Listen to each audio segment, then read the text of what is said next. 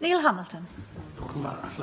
I'm very pleased to take part in this debate and to congratulate Mike Hedges on his emergence as Tory leaders used to do before elections, as the chairman of the committee. I know we didn't have an election, but I can say that if there had been one and he was a candidate, he would have had my enthusiastic support, as I've seen the way that he has worked in the Public Accounts Committee, which is very impressive indeed, and I'm sure he'll be an excellent chairman of the Climate Change Committee. I believe this is a very good report. I don't agree with absolutely every recommendation, but almost all of them. And I do think it does help to put matters in perspective.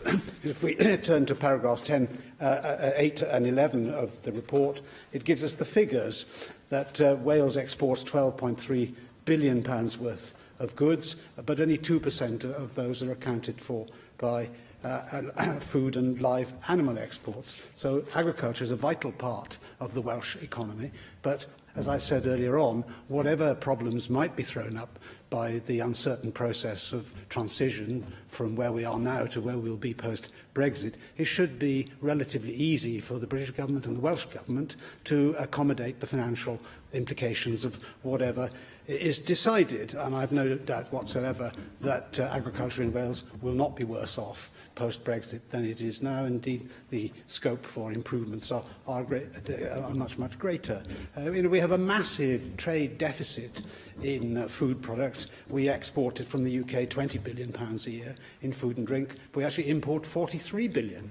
In 2016, the latest year for which figures are available, that trade gap actually widened by over 4%. So if the European Union is so foolish as not to enter into a successor agreement with us, then there is massive scope for import substitution because, again, the report very usefully provides us with the effective tariff figures for food products, which are, of course, colossal.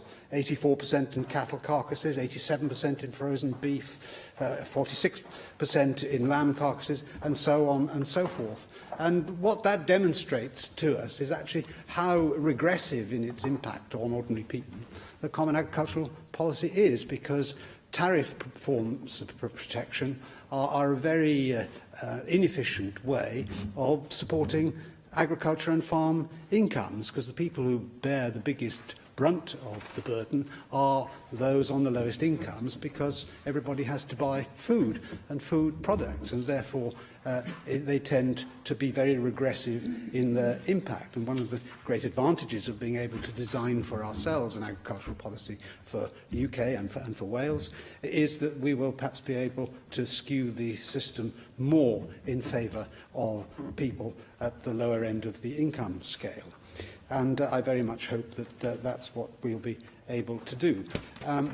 I do think that recommendation 2 is unrealistic, which calls for an equal voice at the negotiating table in the talks on access to the single market for the devolved nations, because the United Kingdom government is charged with the responsibility for negotiating on behalf of the entire United Kingdom.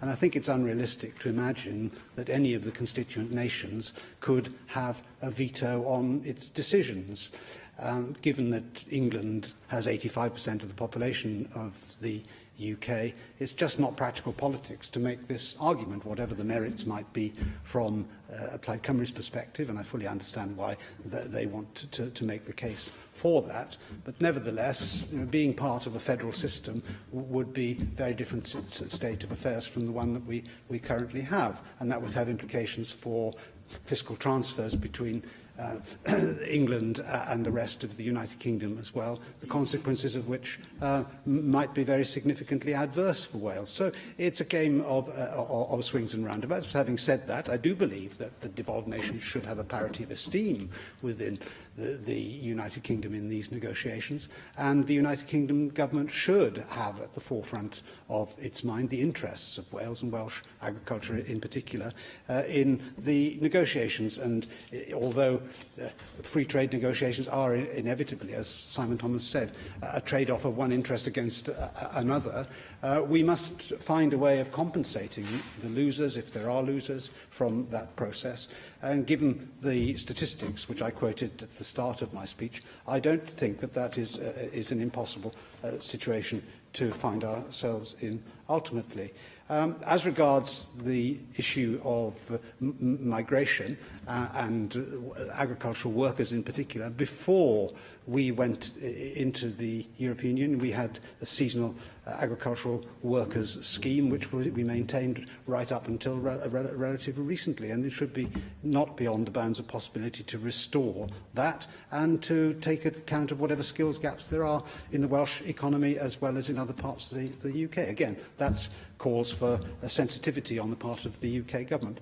So there's very little time in this debate to go into all the complications of this process, but I do believe that this report gives us a very good ground upon which to take the argument forward, and I congratulate the members of the committee for reaching the consensus that they did.